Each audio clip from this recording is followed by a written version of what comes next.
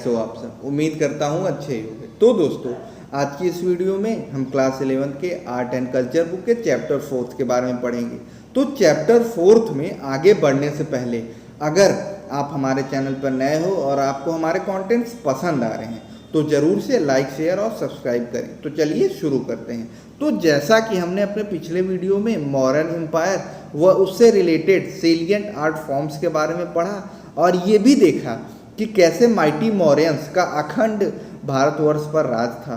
तो जैसे ही मौर्यन एम्पायर का डिसइंटीग्रेशन होता है, भारत में कई डायनेस्टीज़ अपना सिक्का जमा लेती हैं और सेकेंड सेंचुरी BC तक हमें नॉर्थ और सेंट्रल इंडिया में जहाँ सुंग, कण्वाज, कुशानाज, गुप्ताज के राज देखने को मिले हैं, तो वहीं उसके उलट सदर्न और वेस्टर्न इंडिया में हमें सातवाहनाज, इक्ष्वाकु, अभिरास, वाकाटकास के राज देखने को मिलते हैं।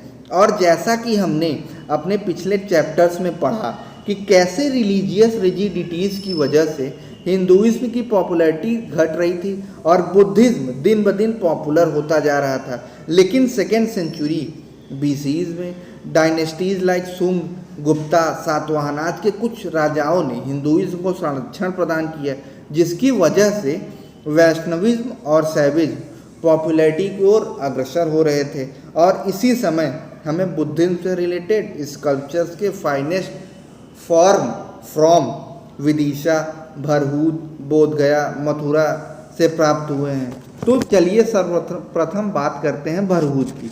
तो अगर हम बात करें भरहूत स्तूपा की, तो हमें यहाँ के स्कल्पचर्स लंबे देखने को मिले हैं। एग्जाम्पल के तौर पर यक्ष और यक्षिनीज के इमेज।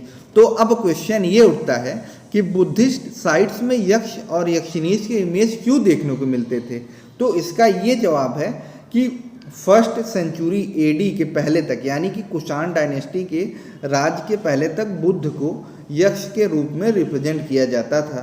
तो अगर हम बात करें भरहूत स्तूप के स्कल्पचरल डिज़ाइन की, तो यहाँ के स्कल्पचरल डिज़ाइन को लो रिलीफ यानी कि कम उभरे हुए दिखाया जाता था, ताकि एक जैसी लीनियरिटी स्कल्पचर्स मेंटेन कर सके। या अलग शब्दों में कहें तो यहाँ के इमेजेस को एक सतह पर ही बरकरार दिखाया जाता था और ऐसे रिलीफ पैनल्स में जो नरेटिव्स यानी कि जो कहानियों को दिखाया जाता था, उन्हें हल्का टेढ़ा करके 3D लुक देने की कोशिश आर्टिस्ट की रही होगी। और ये नरेटिव समय के साथ साथ हमें बढ़ते हुए मिले हैं। कभी कभी एक ही पिक्चर में हमें एक से ज़्यादा कहानियों को दर्शाए हुए दिखाया जाता था, या फिर कभी कभी केवल एक पिक्चर में एक ही कहानी को दर्शाया जाता था। यहाँ के आर्टिस्ट द्वारा पिक्चर स्पेस को संपूर्णतः इस्तेमाल करने की कोशिश करी गई है, जैसा कि आप इस जताका पैनल के इमेज में देख सकते हो। तो अब हम पढ़ेंगे फीचर्स ऑफ जताका पैनल के बारे में। चूँकि इमेजेस को यहाँ काफ़ी फैलावदार तरीके से बनाया जाता था, जिसकी वजह से पिक्चराइज करे गए इमेजेस के हाथ व पैर सही तरीके से जताका पैनल में आ नहीं पाते थे, जिसके वजह से हाथ व पैरों को इन जताका पैनल्स में ऑकवर्ड पोजीशन में दिखाया गया है। क्योंकि इमेजेस को 3D होने की वजह से मूविंग फिगर्स की तरह दिखते थे, जिनकी वजह से ये कहानियाँ काफ़ी असरदार तरीके से इन इमेजेस में दिखाई जाती थी। एग्जाम्पल के तौर पर नरेटिव ऑफ क्वीन माया देवी, जो कि गौतम बुद्धा की माँ भी थी। जताका स्टोरीज इसलिए असरदार तरीके से दिखते थे क्योंकि ये बहुत ही सरल होती थी और इन्हें बहुत ही सरल तरीके से रिप्रेजेंट भी किया जाता था और इनको ज्योग्राफिकल इवेंट्स के साथ जोड़कर भी दिखाया जाता था या फिर बताया जाता था। बाद में यही जताका स्टोरीज स्तूपा के डेकोरेशन का पार्ट भी बनती हैं, जिसके बारे में हम आगे पढ़ेंगे। क्योंकि इसी समय हमें भारतवर्ष में अनेक डायनेस्टीज़ देखने को मिलती हैं, तो जाहिर सी बात है कि हर डायनेस्टी की अपनी एक आर्टिस्टिक विशेषता होगी, जो कि उनके समय में बन रहे स्तूप डेकोरेशन में हमें साफ झलकेगी। जैसा कि आप इस इमेज में सांची स्तूप को देख सकते हो। तो सांची स्तूप को कंस्ट्रक्शनल फीचर को पढ़ने के पहले चलिए सर्वप्रथम जानते हैं स्तूपा होते क्या हैं। तो सबसे पहले हमारे दिमाग में ये क्वेश्चन आता है कि स्तूपा बने क्यों होंगे, और बने भी होंगे तो कैसे बने होंगे। तो चलिए इसका जवाब ढूंढने का प्रयास करते हैं। तो सबसे पहले चलिए पढ़ते हैं स्तूपा क्यों बनते थे। तो अगर स्तूपा के हिस्टोरिकल पर्सपेक्टिव की बात करें तो इसकी उत्पत्ति बुद्धिज्म के आने के पहले ही हो चुकी थी, यानी कि बुद्धिज्म के आने के पहले ही इन स्तूपास का निर्माण होता था, जो कि बाद में बुद्धिज्म के साथ जोड़ दिए जाते हैं। संभवतः इसलिए क्योंकि बुद्धिज्म फॉलोअर्स के द्वारा इन्हें अधिक मात्रा में बनाया जाने लगा होगा। तो और इन स्तूपास का निर्माण बुद्धा व उनके अनुयायियों के अवशेषों पर बने हुए मिलते थे, जिनकी वजह से ही इन्हें पूजा जाता है व इन्हें बुद्धा व बुद्धिज्म का प्रतीक भी माना जाता है। तो हम कह तो रहे हैं कि ये स्तूप बुद्धा के अवशेषों पर बने हैं, तो क्या इससे रिलेटेड हमें इंस्क्रिप्शनल एविडेंस या फिर अभिलेखों के द्वारा साक्ष्य प्राप्त हुए हैं? तो अकॉर्डिंग टू अशोकावदान, अशोक ने थोड़े थोड़े अवशेषों को प्रमुख शहरों में बंटवाकर स्तूप निर्माण के आदेश दिए थे।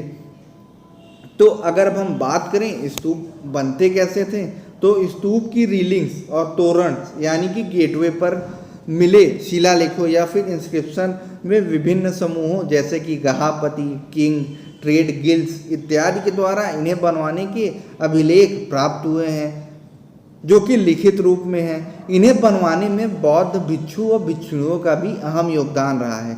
तो चलिए अब तक हमने स्तूप क्यों बनते हैं, कैसे बनते हैं, इसके विषय में पढ़ा।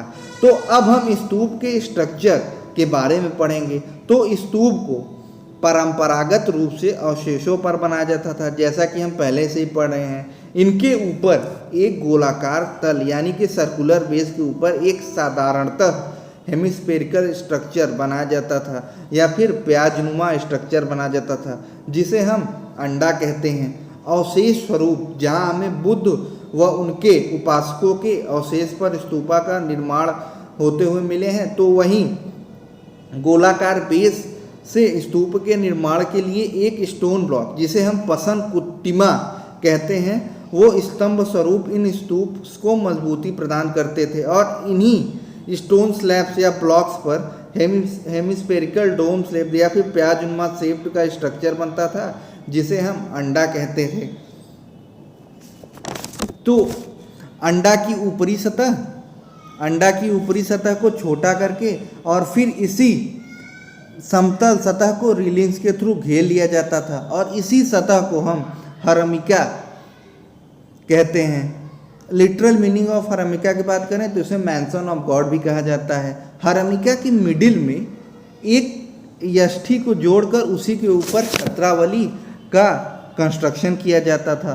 तोरण यानी कि गेटवेज स्तूपा की one of the important additions में से एक हैं। इन तोरणस में हमें एनिमल्स के चित्र इंग्रेव्ड यानी कि खुदरे हुए मिले हैं, जिनमें हल्की फुल्की सजावट भी हमें देखने को मिलती है। तो अगर अब हम कुछ महत्वपूर्ण स्तूपा की बात करें तो प्रमुखतः सांची, सारनाथ, भरहूत, अमरावती कुछ प्रमुख एंशिएंट स्तूपाज में से एक हैं।